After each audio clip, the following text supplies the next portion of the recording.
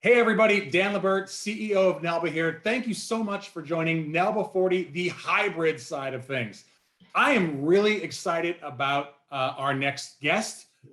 This presenter is well-known, extremely well-known actually. She will also be at NAILBA 40 in person, November 15th in Orlando. So for those of you who are attending, you are in for quite the treat. But let's just talk about who this person is. She is one of America's most highly sought after female speakers and has trained and motivated thousands of people from all over the world. In fact, some of you, your companies may have already worked with her. If you don't remember her, well, you will remember her book. It is a New York Times best-selling book, Small Message, Big Impact.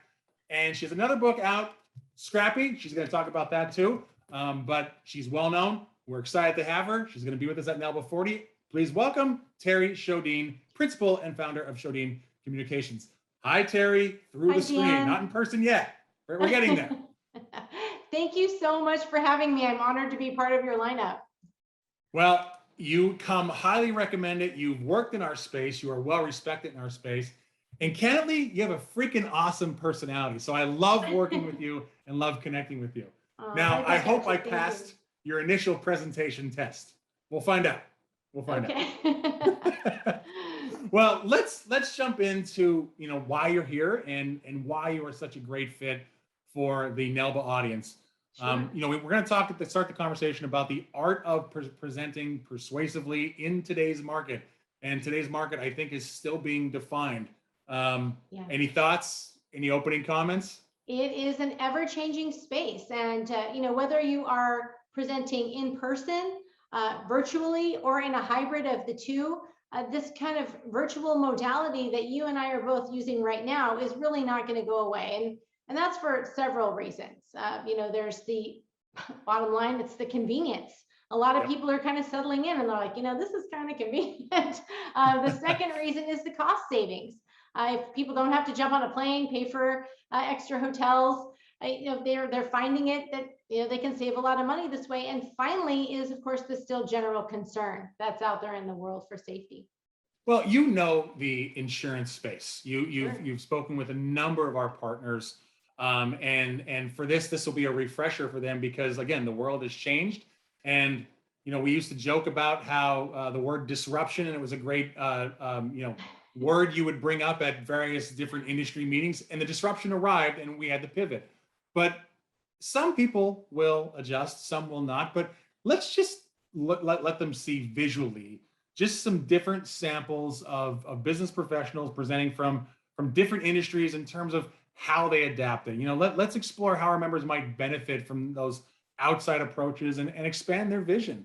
I love it. So let's go ahead and pop up this image on the screen. I put together an overview from people from a variety of different industries and walks of life. So if you want to pick out some highlights that are jumping out at you, Dan, I'll be happy to kind of address. Yeah, I know that guy in the right corner. I think we're going to see him again in Orlando. Yes, absolutely. So again, as we're moving from 2020 to 2021 and into 2022, it's no longer one of those scenarios where we're just going to sit at our desks and turn on our computer and give the same old, same old. Leveling up in this space means almost creating a little mini studio in your home, and that helps to create connection with your listeners. It also helps you to present your image, your credibility, and then communicate with a little bit more finesse and a little bit more flair. So again, in the bottom right corner, you'll see the picture of one of my fellow speakers and one of your presenters at the NAILBA conference. So Ross Bernstein is a perfect example. He has turned his downstairs man cave into a presentation studio, and he's got his 55-inch television plugged into his laptop, and he can give everything from a lunch and learn to a full keynote address. And so again, think about how you can level up these kinds of ideas and concepts in your space. Terri, I love the image of the woman with the different lighting on her desk. That is huge. Lighting helps in many, many ways, right? Absolutely. Not just for the environment you're in, but creating the brand image you want. Can you offer a couple of thoughts about her?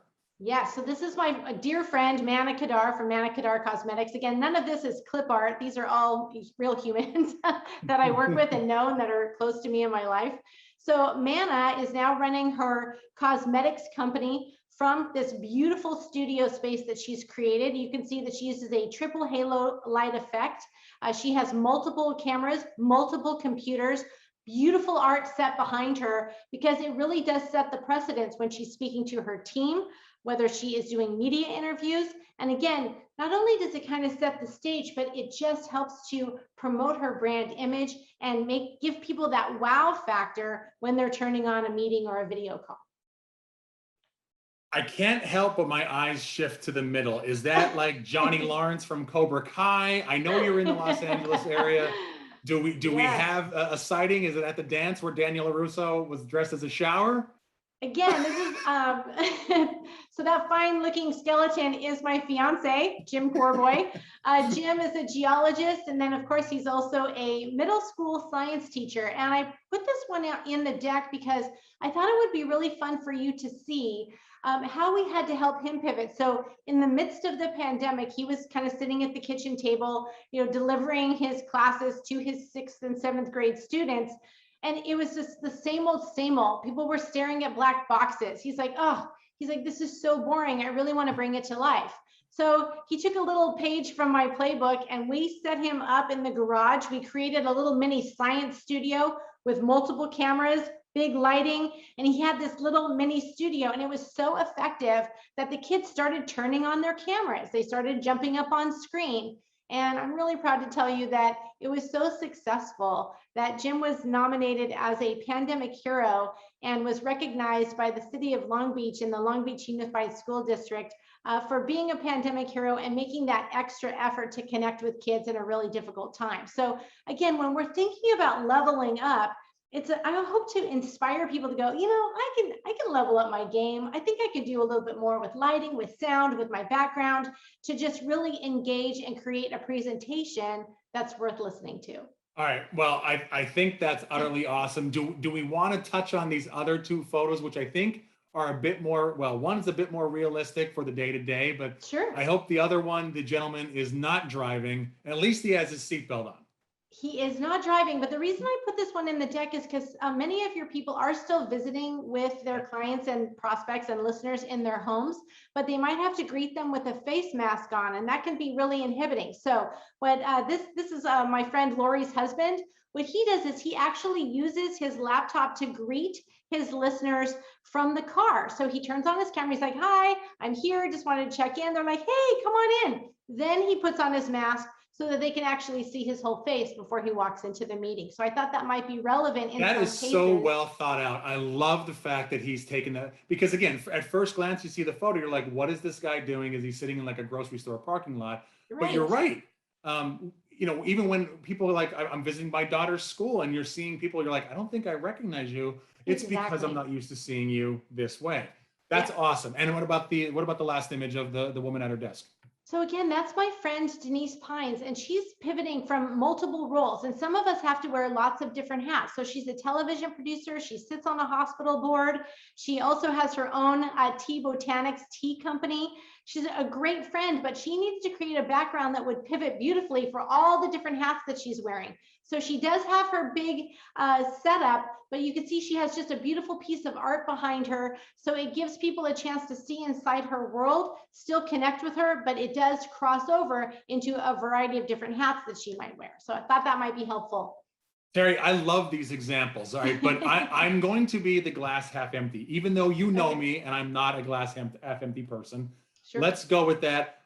I mean, the insurance world, especially given the demographics, there's such a wide range of comfort levels in terms of virtual or hybrid skills. I mean, I can imagine someone sitting here looking at the photo of your colleague that owns her own cosmetic company and saying, what is that lighting? Where do you find that type of lighting? So, I mean, how do you address just the difference in terms of virtual versus hybrid and just their comfort levels of where we are as a nation? Yeah, so I'll go ahead and take this down. And I think you're bringing up a really valid point, because even within your organization, you have people that are all over the spectrum. We have some people that are very sophisticated in terms of their ability to make this pivot into the virtual world. We have other people who are still fighting it. They're like, yeah, I'm not playing. I'm going to wait this out. I'm hoping it's going to go back to normal. And so I have this reference that I use that I hope that you'll appreciate. You know, some people are still kind of like Flintstones. They're at that Flintstones level. And some people are a little bit more advanced. They're kind of like George Jetson and the Jetsons. Do you remember watching Of course, these cartoons? Saturday morning cartoons. In my area, I think it was the Flintstones at 10 o'clock on Saturday morning and the Jetsons at 10:30. Or on the days where you'd be homesick from school, it was a Flintstone marathon. Right. So Fred Flintstone was kind of like prehistoric, right? He was really engaged with his bone phone and using old-fashioned technology. And then, of course, later on that morning, you would see, you know, George and Judy Jetson having their, you know, morning chat over their video or television phone. And so even in your group, you're going to have some people who are going to self-identify as a Flintstone, some are going to be Jetsons, and then of course there's everybody in between. So I'm just curious, where do you see yourself, Dan? I am what's been labeled as tech dangerous, so I'm not sure yet, but Closer to a Jetson? I'm probably more on the Jetsons and the Flintstone, but I think when it comes to some of the things that I'll adopt, you know, from both, right? I mean, it's really not that difficult to make the adjustment and add some, you know, some upgrades to your setup. But I think, you know, just people are going to also stay true to their ways. And candidly, if you have a person who's doing, you know, millions of dollars in sales and they know what works, they're going to be a little resistant to get away from that. But let me that sort of like dovetails perfectly to our, you know, to our next sort of talking point here. I mean, we have people in this space for years. You know, in fact, one of my bigger concerns outside of this presentation is who's filling the pipeline when all of the very successful insurance individuals move on. But the demographic remains that they've been in there for a long time. They know what they're doing. They are securing the future of various families. Why is this new video platform so challenging to some? I mean, what is it? Yeah, it's a really great question. And so let me give you a very simple analogy. One of the reasons why it's just so much more challenging is because now you're having to take the art form of speaking and presenting, which most of your members have been doing for quite a while. Mm-hmm. And then of course, now you're trying to incorporate this new modality, which is technology. And then of course, so it's the art, it's the science, and then it's the technology. And we're trying to manage all of them all at the same time. The other thing is this horrible new phrase that is kind of permeating our experiences as business and sales professionals, and that is the hard stop, right? So we have hard starts, hard stops, and so it puts this added level of pressure on us as presenters. So I liken it to kind of morphing from driving an automatic to going to a stick shift. So did you learn how to drive? I learned on a stick. I had a little 4-cylinder stick. So I stuffed all 6'7" of me in a little 4-cylinder. So I learned how to drive on an automatic, but one day I came home and my parents were no longer thrilled about me driving their car. So my dad had purchased a super cute little 65 Mustang for me. And I slid behind the wheel and I was like, oh my gosh, Dad, this is awesome. Until I looked down and I realized, oh my gosh, this is a stick shift. And I said, Dad, this is awesome, but it's a stick shift and I don't drive stick. And he said, you better figure this out or you're not going to drive. And I think that's where we are. I think we all better figure this out or we're not going to be able to drive. And of course, initially, you know, I would grind the gears, stall the car at a stoplight, you know, panic attack, parallel parking on a hill. But then it became really fun, right? I mean, did you think it was more fun? Personally, I love 4 on the floor. Right? And, you know, as we become more Tesla oriented, which I also love, there's still a part of me that wants to go back to muscle and when I had the power and when I had the control, because then I delivered the end result. And I think your analogy is fantastic, because if I have the power in my hands to close the deal, then let's push the clutch in and press the gas. Because that's how we're going to move forward. And I just think it's a lot more fun. So, and that's what I'm hoping your people are going to start to feel as a result of watching this session. It's like, hey, maybe I can level things up a bit.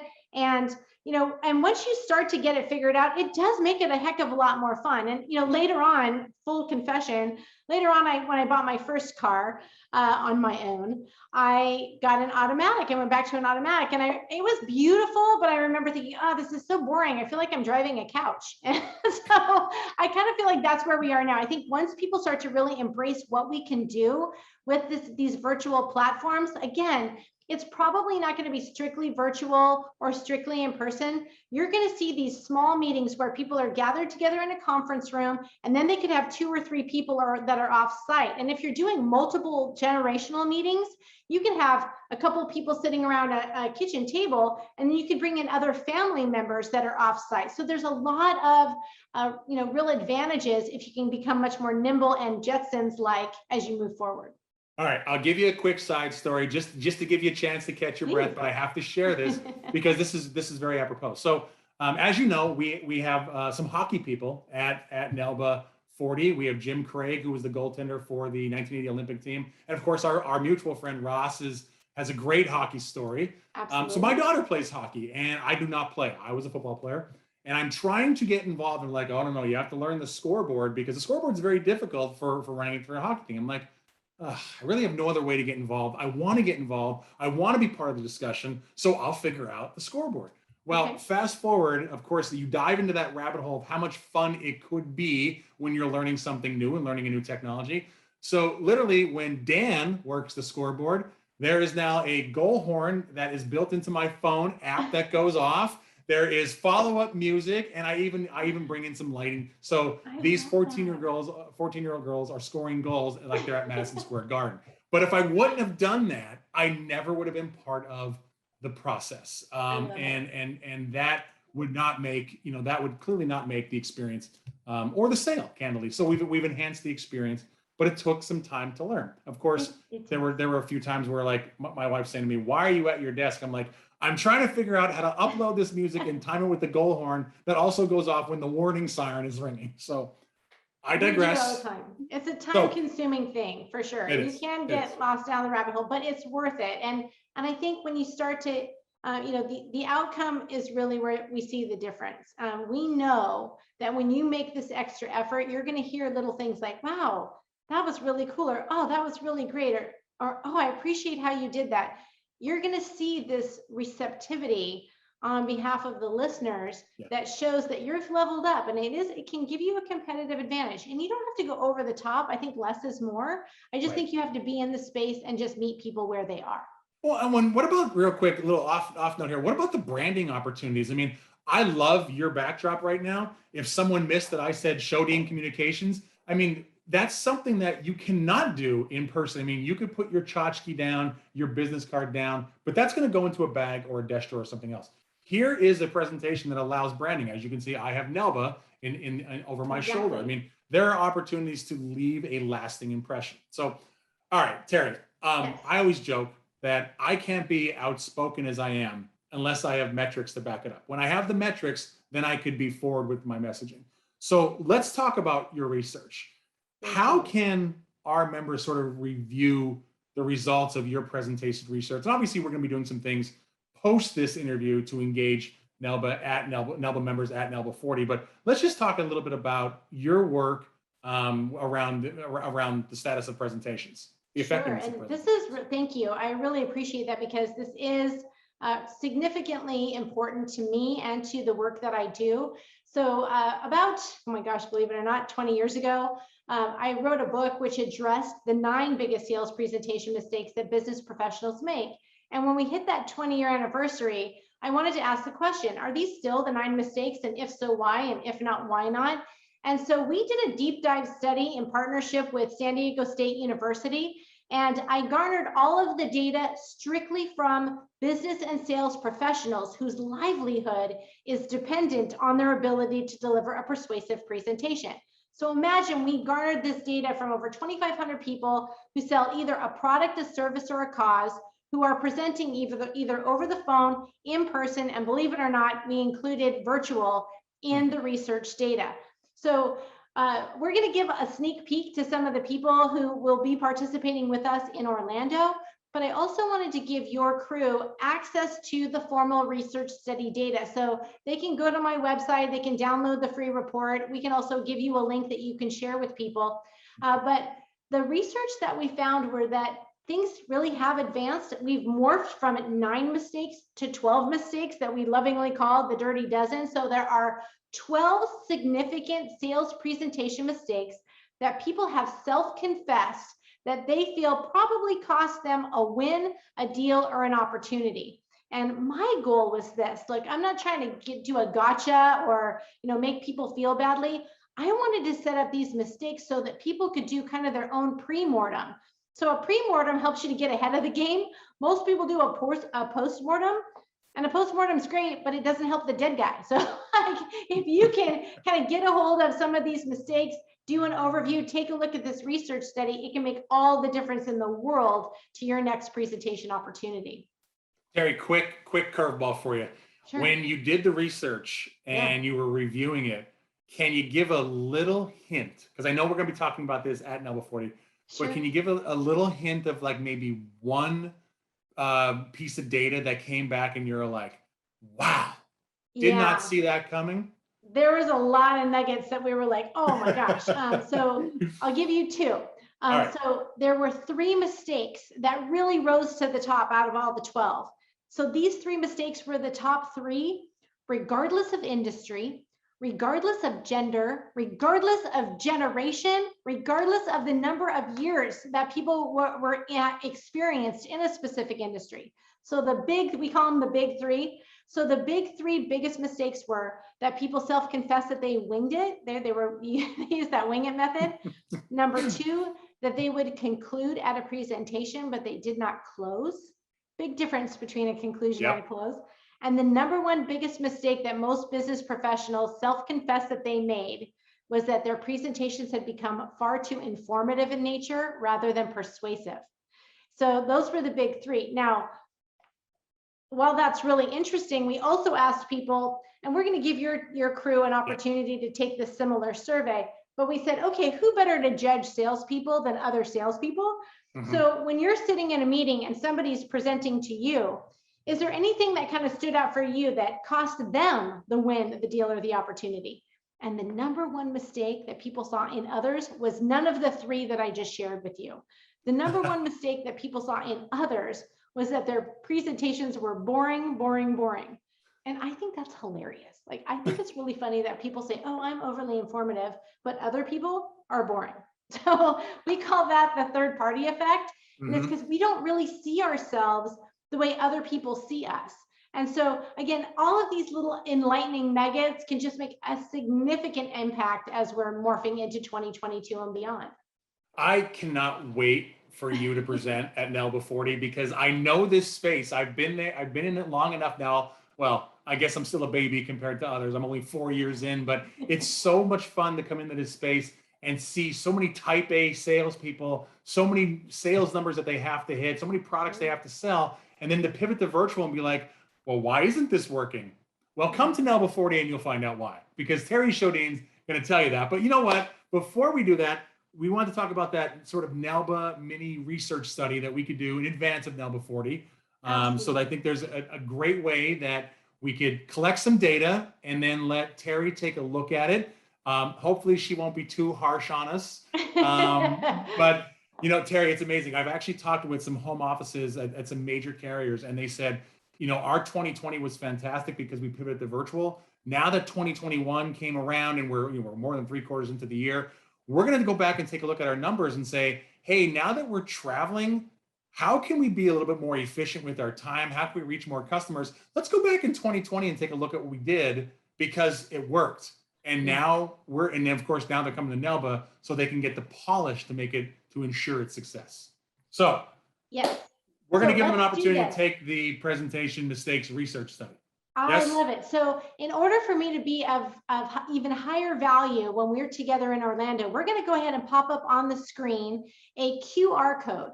Now that QR code, if you will hold up your phone, all you have to do is just hold up your phone to the screen, put it on the camera image, and it'll automatically take you to the NAILBA 40 sales presentation survey. It's a really quick link, but if you would all be so kind as to just take the 5 minutes to complete that survey. It's a mirrored survey. It's the exact same survey that we used on the national study. However, I'm going to curate a report that's very specific to just your members. And then I'll be sharing some of that data when we're together at the final keynote presentation in Orlando. So again, thank you so much. I appreciate your taking the time. Dan, thank you again for having me. I'm excited about being part of your event and being part of this pre-event kickoff conference call as well. I love that you're part of NAILBA, and I really appreciate that you explained what a QR code is and how for people to utilize it. But thank you so much, Terri. We can't wait to see you in Orlando. Again, Terri Sjodin, president of Sjodin Communications. She has trained thousands. She is a best-selling author. Oops, did we get that? There it is, right there. Sorry, a little background check is needed. But we can't wait for you to be at NAILBA. And of course, we're going to have some copies of these books. We're going to have them at an exhibit booth following your speech later that day, so people will be able to interact with you as well. So, Terri, can't wait to see you at NAILBA 40 on November 16th. Oh, I can't wait. Thank you so much. I'm looking forward to it. See you soon.